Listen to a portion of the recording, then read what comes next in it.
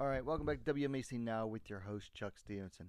So, this is a little bit of a rant video I wanted to do about some of the shenanigans that one championship has been up to lately. Just really not happy with some of the stuff I've seen coming out of the promotion lately. Sometimes they do great stuff, and then other times it's like, oh, what is the point of this? I just don't get it. Sometimes they do things, and I'm just like, what does this make? Does this even make sense from a marketing standpoint? Because sometimes it just seems like they're doing things that they think are right or they think might be most popular, but it's like, no, it just doesn't make sense, even from a marketing standpoint. So, first example I want to give is this Instagram post that they put out within like a week. I think it was less than a week after the third Xiong-Lee fight. And it has to do with, them trying to push for the fourth fight. And you can see there it says, it's a poster promoting the possible fourth fight for the Atomweight Championship, for Lee's Atomweight Championship. It says, should they run it back? Lee versus Xiong for one women's Atomweight World Championship. And it's a nicely done, it's a nicely done piece of art. I will say that. And then the caption says, is a fourth match on the horizon for these two dominant world champions? And it tags Angela Lee and Jingnan Xiong. And I'm sorry, this fight's been done. It's been done 3 times now. 3 times. It's over. The whole point of a trilogy fight, and it's called a rubber match. It's called a rubber match for a reason. There's no bouncing back from it. Whoever wins the third fight wins. Period. Like, there's zero real reason for a fourth fight when you've already had 3 fights. Because if somebody wins the first fight and the other fighter wins the second fight, well, then guess what? The third fight is the deciding fight.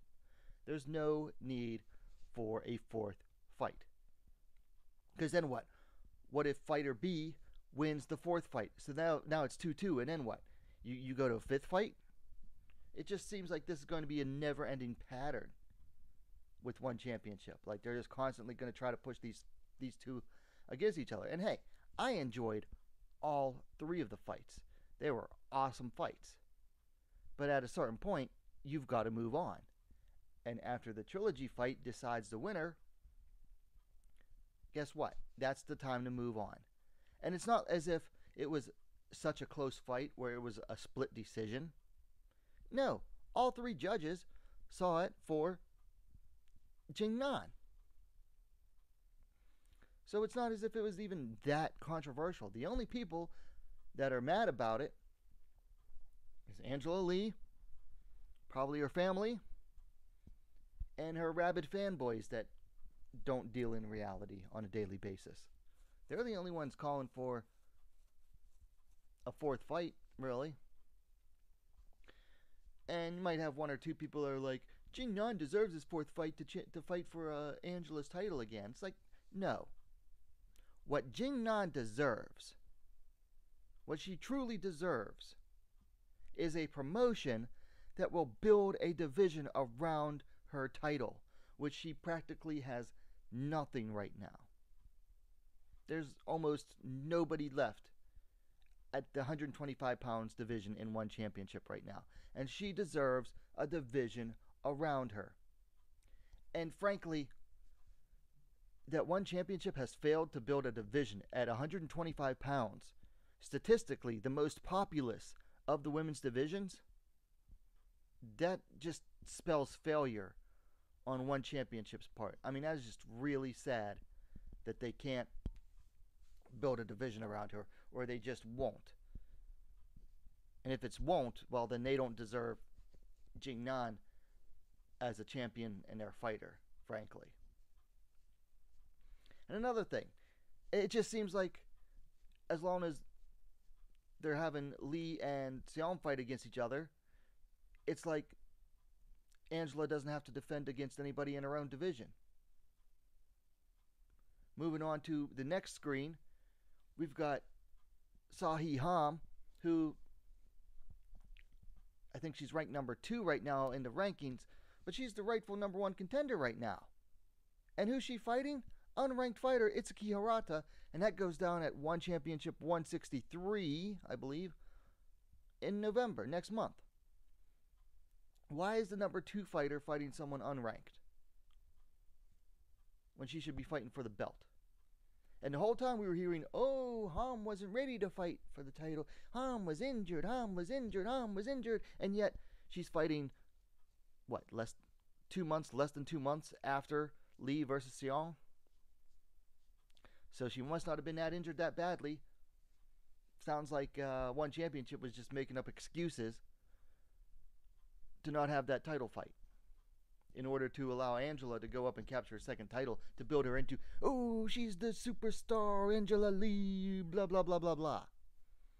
Meanwhile, you got Ham, who's fighting an unranked fighter who's getting an unearned, undeserved chance to step up high in the rankings in Hirata, one of the most one-dimensional fighters on their roster. Tell me this fight isn't stupid. I mean, what does Ham get out of this? She's a stay busy fight at best. At best, this is a stay busy fight for her, and that's really all it is. There is no real reward to beating Xiong-Lee. None. It is high risk, low reward. Other than it's a payday. That's about all she really gets out of this. I just don't see the point in this fight. Unless they're also using this as an excuse to go back to Lee versus Xiong 4, because, well, then they'll say, after this fight's done, they'll say, well, Ham's not ready for another fight, so we're going to do the Xiong versus Lee fourth fight, because Ham's not ready to challenge for the title yet. And Angela's ready, Ham's not, so we're going to go ahead and do the fourth fight. Sounds like more of that BS. And that's really all it is BS. Because this fight serves no real purpose other than possibly, one, trying to up-jump Xiong-Lee, their homegrown fighter. And I think that might be at the core of it, is that One Championship only appreciates fighters that they build themselves. And it seems like it's always been that way. Like at first they were signing big names, and they still occasionally sign big names or known names, known commodities from outside the promotion. But when they sign those names, they really don't know what to do with them, because they don't want to promote them too highly, because then it's like almost downplaying their own fighters and their own accomplishments. So they'll sign them, and then they don't know what to do with them. Ham being a big case in point. Ham is the most decorated atomweight in the world. She's been the Jewels and Deep Jewels champ, atomweight champ. She's been the Road FC atomweight champ. She's been the Ryzen Super atomweight champ. She's held a major atomweight title everywhere except for Invicta, and she's beaten Invicta champions. So, yeah, she's the most decorated atomweight in the world, really. And now she's up at one, fighting at 115 pounds, so really fighting outside of her weight class. And One Championship has no clue what to do with her. Like, none. They brought her in. They sat her out for almost 2 years. Put her in the goofy Grand Prix. Of course, unfortunately for her, she gets injured after the first round. And then what do? They immediately rematch her against Denise Samboanga. Decide, well, the result of that fight was controversial, so we've got to do it over again. And then she beats Denise again, zero controversy, and back in March, and now here it is. She's going to fight finally again in November. So she'll have fought 3 times in, 3 years? Meanwhile, she's in her mid-30s, so she's not getting any younger. They're just wasting her time, it seems like. Doesn't seem like something you want to do when you sign a fighter with Ham's prestige and decorated history. But again, that's one championship. They don't want to push fighters who built their names outside the promotion. They favor their homegrown fighters. Because I remember back before the Grand Prix started, Michael Chilavello was on the SCMP MMA podcast, and they asked him, who did he pick in the Grand Prix? And in the first round, the quarterfinals, it was the 4 homegrown fighters versus 4 fighters who made their career outside of the promotion. And who did Chilavello pick? Well, he picked all the homegrown fighters to win.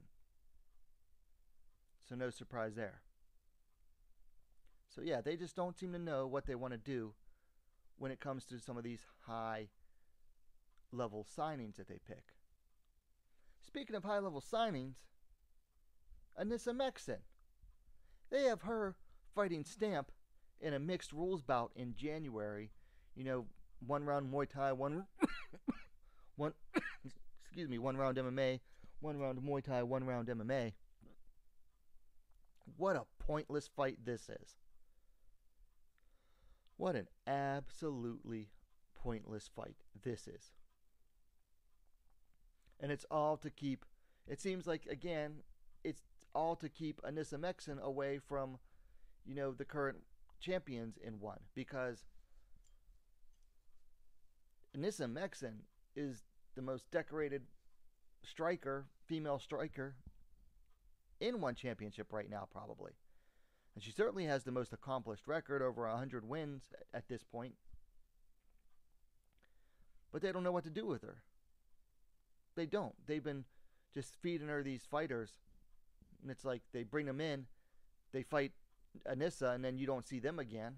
So what are they doing? What is the point of this all? It's just goofy. And this mixed rules bout, to me, is absolutely goofy. It's just a waste of everyone's time. Stamp should be fighting in MMA or going back to striking. Pick one. And Anissa should be fighting for either the kickboxing title or the Muay Thai title. It's just silly. This is just an absolute waste of time. To be doing mixed rules bouts in 2023 when they were done over a decade ago. I just don't get it. And then finally, this weekend, it's Friday, so tonight we'll be having this bout here on Prime Video 3, Leah Bivens versus Noelle Grandjean. And if this isn't a setup fight for Leah Bivens, I don't know what is. Now, she's making her pro debut. She's 20 years old. And this is a pattern I've seen in one championship before. They found a fighter who is 3-0, so looks good on paper. But then you see them next to each other. Now, Grandjean is 5 foot even, and I'm not sure what that is in centimeters. Bivens is 5 feet 6 inches and towers over Grandjean. That's a huge size advantage. And then Bivens missed weight. After she called her, after her last scheduled fight got called off and her opponent missed weight. It's funny because she called her opponent unprofessional, and I think she called her a scared bitch. But here she is. She missed hydration, came back and passed hydration, but missed weight by over a pound. So that's just a warning to you fighters out there. Hey, watch what you say, because what goes around comes back around sometimes. But back to what I was getting at before. If this isn't an absolute setup fight, I don't know what is. Obviously, they're favoring Bivens over Grandjean here. But they gave her a fighter who has a nice looking record so far at 3-0. But she's going to have a massive size disadvantage in this fight against Leah Bivens. And this is the same thing they did with Victoria Lee. They fed her these fighters who had some pro experience, but weren't nearly as athletic or weren't nearly as big as Victoria Lee. And that's exactly what they're doing with Victoria's friend here, Leah Bivens. So don't even try to tell me that this isn't a setup fight designed to make Bivens look good by beating someone who is more experienced than her in her debut. Anyway, that's all I really have. It's just a rant about, One Championships, their matchmaking shenanigans lately. Let me know your thoughts in the comments down below. If you like the video, please give it a like, share it as well. And while you're at it, go ahead and subscribe to WMMA Now, the best, most complete women's mixed martial arts dedicated platform on YouTube. Thanks for watching. We'll see you next time.